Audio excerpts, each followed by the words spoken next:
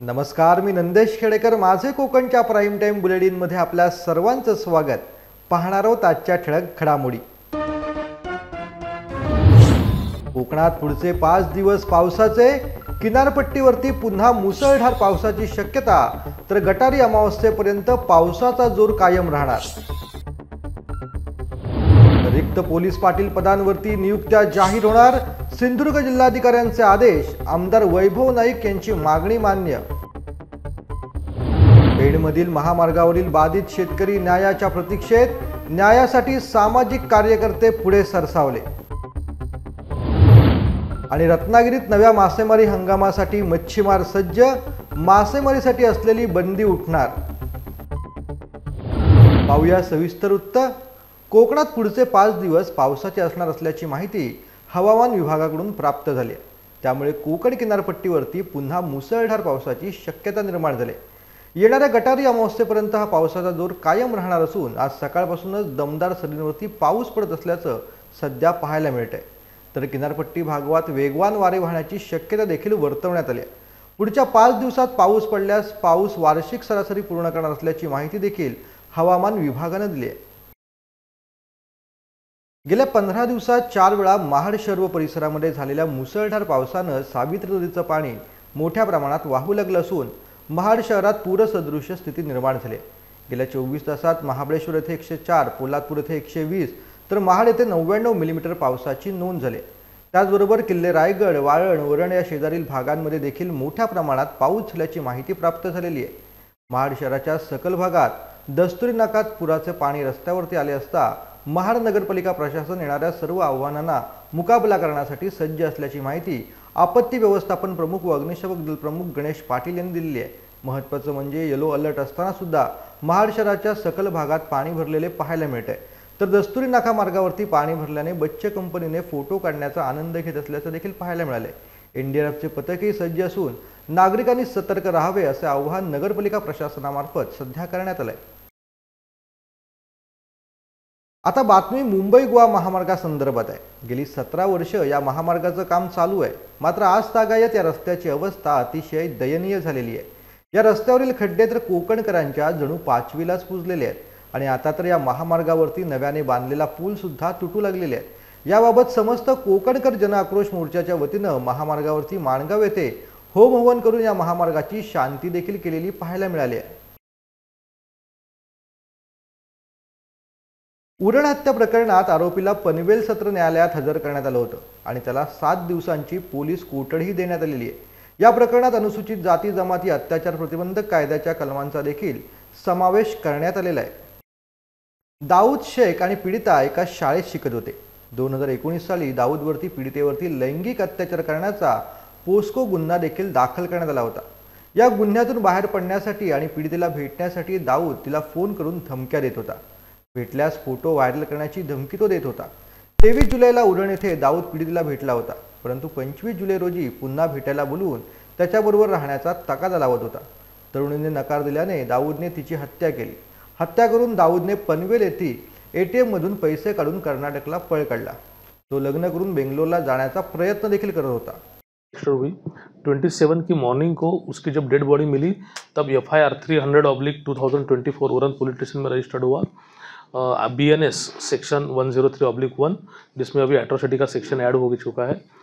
जब technical analysis कुछ team बनाई गई इसमें हमारे पुलिस आयुक्त श्री भारंबे सर के इंस्ट्रक्शंस के बाद पुलिस स्टेशन की और क्राइम ब्रांच की, और जो सस्पेक्ट है वो बेंगलोर का रहने वाला है ऐसा जब हमें पता चला तब बेंगलोर में और गुलबर्गा में कर्नाटक स्टेट में और महाराष्ट्र में लोकल एरिया में भी कुछ टीम डिप्लॉय हुई, जिसके तहत टेक्निकल एनालिसिस और इन्फॉर्मेंट के बेसिस पे हमारे क्राइम ब्रांच के सेंट्रल यूनिट के PSI रेड्डी और उनकी टीम इन्होंने गुलबर्गा में से 29 को अर्ली मॉर्निंग इस एक्यूज्ड, जिसका नाम है दाऊद बसुद्दीन शेख, ये रहने वाला बेंगलोर का है, कर्नाटका का, इसको हमने वहाँ से हिरासत में लिया.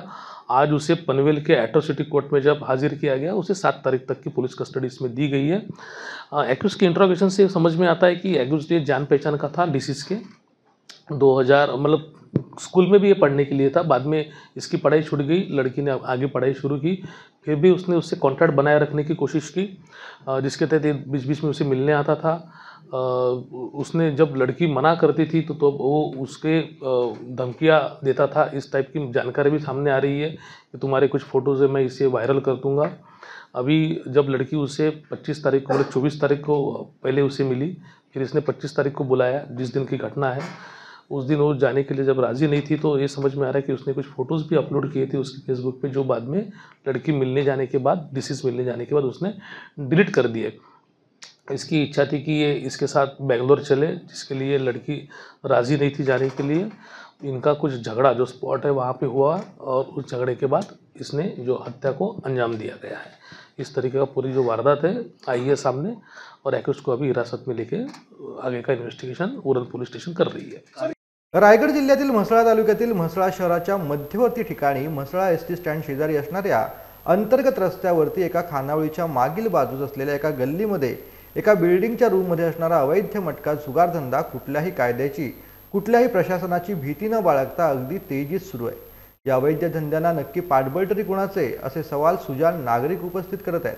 मटक्यामुळे अनेक संसार धुळीस मिळालेले आहेत। त्यामुळे म्हसळा शहरातील मटका अड्ड्यांवरती कडक कारवाई करून तो बंद न केल्यास रायगड जिल्ह्यातील स्वप्नदीप सामाजिक संस्था तसेच पत्रकार संघटना, महाराष्ट्र राज्य पोलीस महासंचालक तसेच रायगड जिल्हा पोलीस अधीक्षक यांना तक्रार अर्ज दाखल करण्याची माहिती त्यांनी माध्यमांना दिलेली आहे। मुंबई गोवा महामार्गाचं नुसतंच काम रखडलेलं नाही, तर ज्यांच्या जमिनी रस्ता रुंदीकरणासाठी वापरण्यात आल्या त्यांना दिलेल्या मोबदल्यातील तफावत अजूनही दूर नव्हता ती 17 वर्ष रखडलेली आहे। या सर्व गोष्टींची खंत मनात बाळगून बळीराजा शेतकरी संघटनेचे नेते जनार्दन नाईक यांनी आक्रमक पाऊल उचलले। त्यांनी थेट मंत्रालयाच्या समोरच आत्मदहन करण्याची धमकी दिली आणि पोलीस यंत्रणा सतर्क झाली। दुसऱ्या बाजूने शासन, प्रशासन, लोकप्रतिनिधी यांच्याशी सतत संपर्क साधून सौदार्याचं नातं जपणारे मुंबईच्या लालबागमधील सामाजिक कार्याने सुपरिचित असलेले सामाजिक कार्यातील काका कदम हे देखील आत्मदहनाचा प्रकार टाळण्यासाठी धावपळ करीत होते। सार्वजनिक बांधकाम मंत्री रवींद्र चव्हाण यांनी विधानसभा निवडणूक आचारसंहिता लागण्यापूर्वी त्यांच्या शासकीय निवासस्थानी शेतकऱ्यांची बैठक घेतली होती। तसेच निवडणुकीनंतरही कोणी दखल घेत नाही हे सहन न झाल्याने नाईक यांनी आत्मदहनाचा इशारा पत्र दिला असून जय्यत तयारी सुरू असल्याची पोलिसांच्या गुप्तचर खात्याने माहिती देतात वडखळ पोलीस ठाण्याचे राष्ट्रपती पदकप्राप्त वरिष्ठ पोलीस निरीक्षक प्रसाद पांढरे यांनी याची गंभीर दखल घेत जनार्दन नाईक यांना चर्चेची विनंती केली। त्या विनंतीनुसार झालेल्या चर्चेतून असे निदर्शनास आले की शेतकरी आणि राष्ट्रीय महामार्ग प्राधिकरणचे अधिकारी आणि प्रांत कार्यालय भूमी अभिलेख अधिकारी यांच्यात संपर्काचा अभाव आहे। हे लक्षात आल्याबरोबर पोलीस निरीक्षक पांढरे यांनी प्रांत अधिकारी प्रवीण पवार यांना संपर्क करून संयुक्त बैठक तातडीने लावण्याचे सुचवले। ती मान्य झाली तर नाईक हे आत्मदहन थांबवतील आणि कायदा सुव्यवस्था राखण्यास सहकार्य करतील असं निदर्शनास आणून त्यांचे वरिष्ठ उपविभागीय पोलीस अधीक्षक फडतरे यांच्याशी निदर्शनास आणून दिले। 12 ते 13 वर्ष ह्या शेतकऱ्यांना न्याय मिळत नव्हता। कशामध्ये तर पनवेल इंदापूर रस्त्यामध्ये हे माझे लक्षात आल्यानंतर मी विचार केला की यांच्यासाठी काहीतरी करावा, म्हणून मी शेवटचा पर्याय म्हणून 4 ते 5 उपोषण केले। परंतु त्या उपोषणामध्ये प्रशासनाने दुर्लक्ष केलं तरी सुद्धा मी डगमगलो नाही। शेतकऱ्यांना पाठीशी घेऊन शेवटचा पर्याय म्हणून मी आत्मदहनाचा इशारा 25 जुलै 2024 रोजी दिल्यानंतर त्याच्यावर काहीतरी तोडगा मोडगा निघेल या हेतूने माननीय वडखल पोलीस स्टेशनचे पांढरे साहेब यांनी माझ्याशी मीटिंग घडवून आणून प्रांतांशी व्यवस्थितपणे पुढील मीटिंग कधी होईल। अधिकारी उपस्थित आहेत, एनएचएचे अधिकारी उपस्थित आहेत आणि महसूल विभागाचा हा प्रांत कार्यालय असल्यामुळे ही जी त्रिकुटाची जोडी आज जुळून आलेली आहे, त्यामुळे मला वाटतं हा जो त्रिकोण आहे तो प्रेमाचा त्रिकोण आणि आनंदाचा न्याय मिळण्याचा त्रिकोण ठरेल। आम्ही आशावादी आहोत। आम्ही 7 दिवसाची प्रारंभिक मुदत दिलेली आहे। उर्वरित 7 दिवस प्रांत कार्यालयामध्ये आल्यानंतर मुदत दिलेली आहे आणि आम्हाला तर याच्यानंतर सुद्धा जर कधी फसवणूक झाली, न्याय मिळाला नाही तर आमचा निर्णय जनार्दन नाईक साहेबांनी अगोदरच जाहीर केला आहे। पुढे आचारसंहिता लागो तर आणि काय लागो, आम्ही शेतकऱ्यांच्या न्यायासाठी आत्मदहनाचा अंतिम रोनापाल सोनुर्ली येथील घनदाट जंगलात 5 दिवसांपूर्वी सापडलेल्या जखमी अवस्थेतील विदेशी महिलेच्या तब्येतीमध्ये सुधारणा होती आहे। तिच्यावरती गोव्यात उपचार सुरू असून याबाबत सिंधुदुर्ग जिल्हा पोलीस यंत्रणा तसेच वैद्यकीय यंत्रणा सदर महिलेच्या प्रकृतीवरती लक्ष ठेवून आहेत। याबाबत सिंधुदुर्ग पोलीस मागील 4 दिवसांपासून घटनास्थळाची पाहणी करत असून या संदर्भात जिल्हा पोलीस अधीक्षक सौरभ अग्रवाल यांनी फार मोठी गुप्तता पाळलेली आहे। मात्र आज 5 दिवस पूर्ण झाले असून या आरोपीला शोधण्यात सिंधुदुर्ग पोलिसांना मोठं आव्हान उभं राहिलेलं पाहायला मिळतंय। सदर महिला 27 तारीख सकाळी 9 वाजता आमच्या गुराख्यांना दिसली। त्याच्या आधी 2 दिवस ती ओरडत होती, आवाज येत होता, पण पाऊस जास्त असल्यामुळे कोण तिकडे गेलं नाही। आणि 27ला सकाळी 9 वाजता 2 गुराखी तिकडे जाऊन बघितलं, त्यावेळी महिला लोखंडदंडाने बांधलेली होती। नंतर त्यांनी गावातील लोकांना सांगितलं, नंतर सावंतवाडी पोलीस स्टेशनला कळवण्यात आलं। तिकडनं त्यांची साहेबांची गाडी वगैरे इकडे आल्यावर नंतर ग्रामस्थ आणि पोलिसांचा तपास चालू आहे त्यांच्या परीने। खोल समुद्रातील मासेमारी व्यवसाय 1 जून ते 31 जुलैपर्यंत बंद होता। पावसाळी हंगामामुळे 2 महिन्यांसाठी खोल समुद्रातील मासेमारीसाठी असलेली बंदी आता उठणार आहे। उद्या 1 ऑगस्टपासून या मासेमारी हंगामाला प्रारंभ होणार असल्याने बंदरामध्ये मच्छीमार सज्ज झालेले आहे। गुरुवार 1 ऑगस्टपासून नव्या मासेमारी हंगामाचा मच्छीमार मुहूर्त साधण्यासाठी सज्ज झाला असला तरी गटारी अमावस्येला मच्छीमार मुहूर्त साधणार की मच्छीमारांचा मुहूर्त फुकणार याकडे सध्या नजरा लागलेल्या आहेत। महाराष्ट्र सागरी मासेमारी नियमन अधिनियम 1981 व सुधारणा अध्यादेश 2021 अन्वये 1 जून 2022 ते 31 जुलै 2022 दोन्ही दिवस धरून 61 दिवस या कालावधीत महाराष्ट्र राज्याच्या क्षेत्रीय सागरी क्षेत्रात यांत्रिकी नौकांना मासेमारी करण्यास बंदी घालण्यात आली होती। ही पावसाळी मासेमारी बंदी यांत्रिकी मासेमारी नौकांना लागू करण्यात आलेली होती। पावसाळी मासेमारी बंदी ही पारंपरिक पद्धतीने मासेमारी करणाऱ्या बिगर यांत्रिकी नौकांना लागू नव्हती। ही शासन स्तरावरून घालण्यात आलेली मासेमारी बंदी उठवल्यानंतर आज 31 जुलैपर्यंत आहे। उद्या 1 ऑगस्टपासून मासेमारी हंगामाला प्रारंभ होत आहे, पण समुद्रातील शांत वातावरणाची मच्छीमारांना प्रतीक्षा लागून राहिलेली आहे। गेल्या 2 दिवसांपासून वातावरणातील पावसी उघडकीप पाहता या मासेमारी हंगामासाठी मच्छीमार बांधव आता सज्ज झालेला पाहायला मिळतोय। आता ऑगस्टपासून जाणार मासे पकडायला। आता सगळी तयारी चालू आहे आणि 5-6 बोटी जाणार आपण 1 ऑगस्टपासून। आणि किती खलाशी आणि काय बोटी असतील तुमच्या? ती 8 माणसं असतो आपण, तांडेलवरून 8 माणसं आहेत। वातावरण पोषक आहे का? हां, आता वातावरण आहे, बरोबर आहे। सिंधुदुर्ग जिल्ह्यामध्ये गेल्या काही महिन्यांपूर्वी रिक्त असलेल्या पोलीस पाटील पदांसाठी इच्छुक उमेदवारांची लेखी व तोंडी परीक्षा घेऊन उत्तीर्ण झालेल्या पात्र व्यक्तींची यादी प्रसिद्ध करण्यात आली। मात्र या प्रक्रियेला आता 3 महिने उलटून गेले तरी अद्याप या पात्र उमेदवारांना पोलीस पाटील पदांवरती नियुक्ती देण्यात आलेली नाही। पात्र झालेल्या अनेक उमेदवारांनी आपली नोकरी कामधंदा सोडून ते पोलीस पाटील पदावरती नियुक्तीच्या प्रतीक्षेत आहेत।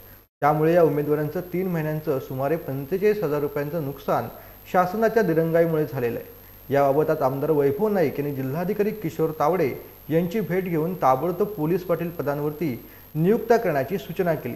या मागणीची दखल घेत जिल्हाधिकारी किशोर तावडे यांनी कुडाळ प्रांताधिकारी ऐश्वर्या काळुशे यांच्याशी संपर्क करून 2 दिवसात पोलीस पाटील पदांवरती नियुक्त्या जाहीर करण्याचे आदेश सध्या दिलेले आहेत। हे खरं तर गेले 3 महिन्यापूर्वी पोलीस पाटीलांच्या परीक्षा झाल्यात, त्यांना नियुक्तीपत्र खरं तर दिली पाहिजे होती, त्यांची लिस्ट लागली आहे, परंतु काही राजकीय दबावामुळे ही लिस्ट थांबलेली आहे। परंतु आज ते कुठल्या राजकीय पक्षाचे असू देत काय असू देत, परंतु जिल्ह्यातील पोलीस पाटील जे झाले आहेत त्यांचं 45,000 रुपये नुकसान शासनाने केलेलं आहे। एक तर शासनाने ह्या अधिकाऱ्यांवर तर कारवाई केली पाहिजे, नाहीतर दुसरं की शासनाकडे पैसे नाहीत म्हणून ह्यांच्या नियुक्त्या देत नाही, असे आमचे 2 आरोप आहेत। 2 आरोपाची लवकर त्यांनी खरं तर उद्यापर्यंत 4 दिवसात आम्हाला ते नियुक्तीपत्र देण्याचं सांगितलेलं आहे, नसेल तर हे होणार आहे। देवगड जामसंडे नगरपंचायतीची मासिक सभा संपन्न झाली।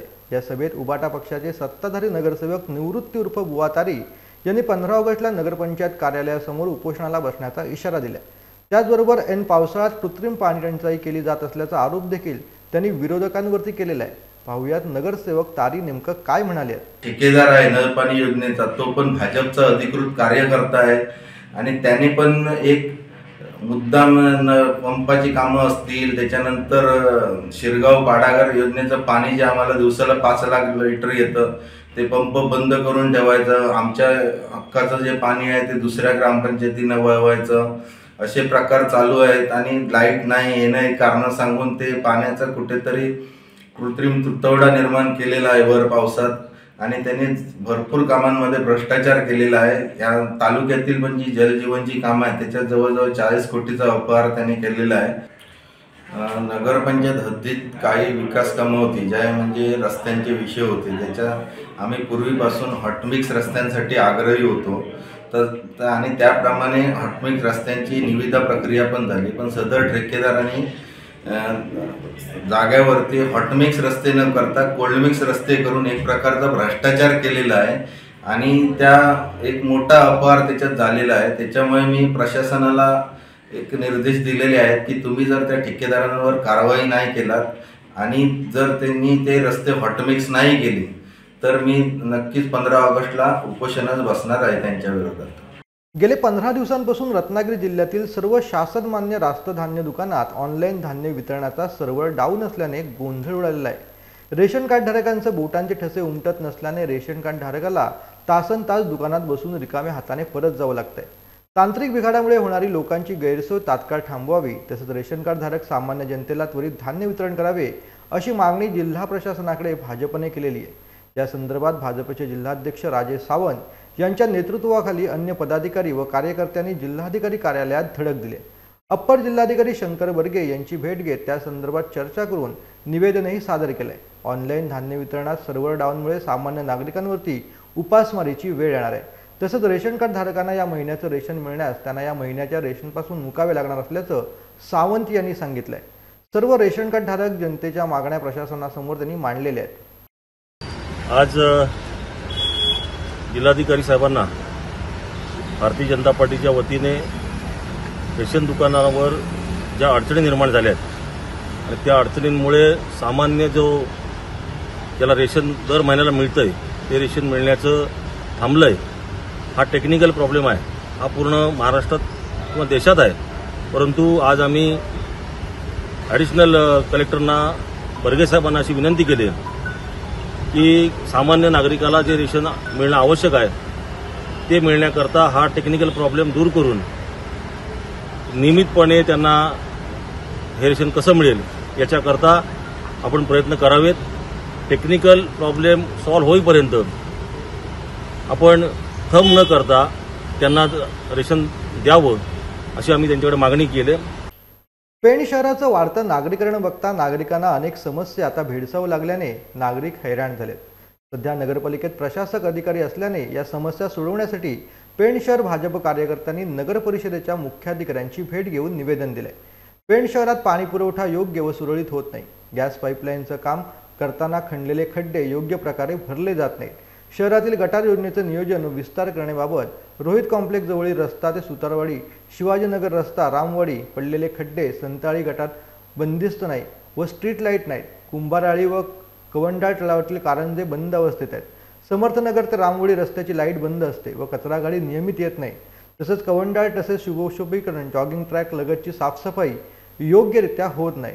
कवंडाळ तळे परिसरातील रस्त्यावरती खूप खड्डे आहेत परंतु कोणतीही उपाययोजना होत नाही. साई मंदिर येथील जॉगिंग ट्रॅकमध्ये येणारे पाणी वाहून जाण्याकरता योग्य व्यवस्था केलेली नाही. 13 घरांची आळी येथील गटार योग्य नाही. ब्लिचिंग पावडरचा वापर योग्य होत नाही. अशा समस्यांबाबत चर्चा करण्यात आली. तातडीने कारवाई व उपाययोजना करण्यात यावी यासाठी निवेदन देखील देण्यात आलंय. मार्फत पेण नगरपालिकेवर आम्ही विविध समस्यांबाबत निवेदन सादर केले. मुख्याधिकाऱ्यांना अशुद्ध पाणी, रस्ते, गटार या विविध विषयांवरती नगरपालिकेला निवेदन देऊन प्रशासनाला धारेवर धरण्याचं काम आम्ही केलेलं आहे. आणि सीओ साहेबांनी म्हणजे मुख्याधिकाऱ्यांनी आम्हाला ही आम्ही दिलेल्या समस्यांचं लवकरच निरसन करून समस्या सोडवण्याचं आश्वासन आम्हाला दिलेलं आहे. सिंधुरत्न समृद्ध योजनेचे सदस्य, महाराष्ट्र क्रिकेट असोसिएशनचे उपाध्यक्ष, शिवसेना पक्षाचे नेते किरण सामंत यांच्या नेतृत्वावरती विश्वास ठेवत लांजा तालुक्यातील वाडगाव सरपंच अनुष्का कातकर, ग्रामपंचायत सदस्य विभा लाड, ग्रामपंचायत सदस्य राकेश कातकर, रिया कातकर आदींनी आज रत्नागिरी येथे शिवसेना पक्षात प्रवेश केलाय. या कार्यक्रमावेळी प्रमुख उपस्थिती म्हणून शिवसेना जिल्हा महिला प्रमुख शिल्पाताई सुर्वे, लांजा तालुका प्रमुख गुरुप्रसाद देसाई, शिवसेना महिला विधानसभा क्षेत्र प्रमुख मानसी आंबेकर, शिवसेना उपतालुका प्रमुख सुजित आंबेकर, विभाग प्रमुख दिनेश पवार, ग्रामस्थ अजय कातकर, विजय लाड आदी मान्यवर यावेळेला उपस्थित होते. गावच्या विकासाच्या दृष्टीने किरण सामंत यांच्या माध्यमातूनच विकास कामे होऊ शकतात। यामुळे या सर्व लोकप्रतिनिधींनी आज शिवसेना पक्षात प्रवेश केलाय। या सर्वांचं अभिनंदन देखील करण्यात आलंय। कुणबी विकास सहकारी पतसंस्था मर्यादित लांजा या संस्थेच्या वतीनं सन 2023-24 या शैक्षणिक वर्षात तालुक्यामध्ये एसएससी व एचएससी परीक्षेत प्रथम 3 क्रमांकाने उत्तीर्ण झालेले विद्यार्थी तसंच कुणबी समाजात एसएससी परीक्षेत 80% पेक्षा जास्त गुण मिळवून उत्तीर्ण झालेले विद्यार्थी, एचएससी परीक्षेत 70% पेक्षा जास्त गुण मिळवून उत्तीर्ण झालेले विद्यार्थी, पदवी प्राप्त विद्यार्थी, शिष्यवृत्ती प्राप्त विद्यार्थी, सभासद पाल्यांचा गौरवपत्र, भेटवस्तू व गुलाब पुष्प देऊन गुणगौरव तसंच विशेष प्रावीण्य प्राप्त केलेल्या व्यक्तींचा सत्कार समारंभ मान्यवरांच्या हस्ते कुलकर्णी काळे छात्रालय लांजा येथे करण्यात आला। गुणगौरव कार्यक्रमाचा औचित्य साधून निवेदिता नंदकुमार आंबेकर हिचा महाराष्ट्र राज्य सरळ सेवा स्पर्धा परीक्षेच्या माध्यमातून महाराष्ट्र राज्य नगर परिषद विभागात संगणक अभियंता अधिकारी म्हणून निवड झाल्याबद्दल, तसेच राकेश जयराम आंबेकर यांचा राज्यस्तरीय कबड्डी पंच म्हणून निवड झाल्याबद्दल, तसेच निलेश नंदकिशोर कुळे यांचं दक्षिण कोरिया येथे ऑक्टोबरमध्ये होणाऱ्या आशियाई आंतरराष्ट्रीय रनिंग स्पर्धेत भारताचं प्रतिनिधित्व करण्यासाठी निवड झाल्याबद्दल, तसेच विरास राजाराम कोटवडेकर यांची जिल्हा कबड्डी संघात निवड झाल्याबद्दल संस्थेच्या वतीनं सन्मानपत्र, शाल, श्रीफळ व पुष्पगुच्छ देऊन मान्यवरांच्या हस्ते विशेष सत्कार करण्यात आलाय। खेड तालुक्यातील शिवतर ग्रामस्थ शिक्षण संस्था मुंबई संचलित प्रभात हायस्कूल शिवतरमध्ये शिक्षण सप्ताह साजरा करण्यात आला। शिक्षण सप्ताहात प्रत्येक दिवशी वेगवेगळे उपक्रम साजरे करण्यात आले, ज्यात शिक्षण व विकासाच्या विविध पैलूंचा समावेश आहे। या उपक्रमाअंतर्गत अध्ययन, अध्यापन, साहित्य दिवस, साक्षरता दिवस, क्रीडा दिवस, कौशल्य व डिजिटल उपक्रम दिवस, शालेय पोषण दिवस व समुदाय सहभाग दिवस असे विविध उपक्रम साजरे करण्यात आले। या उपक्रमादरम्यान प्रशालेत वृक्षारोपण, सांस्कृतिक कार्यक्रम तसेच विद्यार्थिनी परिसरातील विविध प्रकारच्या रानभाज्या बनवून शालेय पोषण दिवस साजरा केला। प्रशालेत संस्थेच्या वतीने स्नेहभोजनाचं आयोजन देखील करण्यात आलं होतं। शिक्षण सप्ताह साजरा करत असताना अनेक मान्यवरांनी उपस्थिती लावली। प्रामुख्याने संस्थेचे सचिव सुनील मोरे, मुख्य कार्यकारी अधिकारी श्रीराम पालांडे, संस्था सल्लागार उदय मोरे, शाळा व्यवस्थापन समितीचे अध्यक्ष काशीनाथ मोरे, शाळा समितीचे chairman Shashikant Kadam, vice chairman Shivaji More, पालक प्रतिनिधी जगदीश मोरे यावेळेला उपस्थित होते। शिक्षण सप्ताह यशस्वी करण्यासाठी सर्व शिक्षक व शिक्षकेतर कर्मचारी यांनी विशेष मेहनत देखील घेतली। खोपोली शहरातील भानवत परिसरात 2 दिवसांपूर्वी वन खात्याचे नितीन कराडे, शीतल साळुंके आणि संतोषी बस्तेवाडे कर्मचारी गस्त घालत असताना त्यांना दाट झुडपाजवळ पक्ष्यांचा किलबिलाट होत असताना दिसला। त्या कारणे त्यांनी जवळ जाऊन पाहिले असता तेथे त्यांना अजगर जातीचा साप आढळला। त्याच्या शरीरावरती जखमा झाल्याने तो मरणासन्न अवस्थेत निश्चित पडला होता। मात्र स्पष्ट आणि निरखून पाहिले असता त्याच्या शरीराची किंचितशी हालचाल होताना त्यांना दिसून आल्याने त्यांनी तातडीने ही बाब खालापूर तालुक्याचे वन अधिकारी राजेंद्र पवार आणि वनपाल भगवान दळवी यांना कळवली। त्यांच्या सल्ल्यानुसार त्या जखमी अजगराला सुरक्षितपणे सर्पमित्र नितेश उर्फ सोनू पवार यांच्या मदतीने खोपोलीतील वन खात्याच्या कार्यालयात आणले गेले। पशुवैद्यकीय विष्णू काळे यांनी त्याची तपासणी केल्यानंतर त्याच्या जखमांवरती औषध उपचार करून त्याला काही काळ देखरेखीखाली ठेवण्याचा सल्ला दिला। त्यानुसार अजगराला सर्पमित्र दिनेश ओसवाल, अमोल ठकेकर, नवीन मोरे, अभिजित खरत, सुकृत गोटस्कर, विजय भोसले यांच्या सहाय्याने गुरुनाथ साठलेकर यांच्या निवासस्थानी सुरक्षित ठेवण्यात आले। अजगराची वेळेवरती देखरेख करणे, त्याला औषधोपचार करणे, त्याच्या शरीराची हालचाल करून घेऊन मसाज करणे, त्याला ऊर्जा मिळावी म्हणून फोर्स फीडिंग अर्थात जबरदस्तीने खाणे भरवणे अशी सेवा त्या ठिकाणी करण्यात आली। यावेळेला भक्ती साठेलकर, प्रवीण शेंद्रे व अन्य सर्पमित्रांनी व वन अधिकाऱ्यांच्या मार्गदर्शनाखाली कोणती कसूर सेवेमध्ये ठेवली नाही। त्यामुळेच या सर्व घटनाक्रमाचा शेवट अत्यंत गोड झाला। तो जखमी अजगर तंदुरुस्त होऊन त्याच्या स्वभावधर्माप्रमाणे आक्रमक झाला होता आणि मुक्त होण्यासाठी अधीर झालेला होता। तो संपूर्णतः बरा झाल्याची खात्री झाल्यावर त्याची पुनश्च एकदा वैद्यकीय तपासणी करून त्याला सुरक्षित अधिवासात मुक्त करण्यात आलेला आहे। आता वेळ झाली माझे कोकणच्या प्राईम टाइम बुलेटिनमध्ये इथंच थांबण्याची। मात्र तुम्ही कुठेही जाऊ नका, पाहत राहा फक्त माझे कोकण।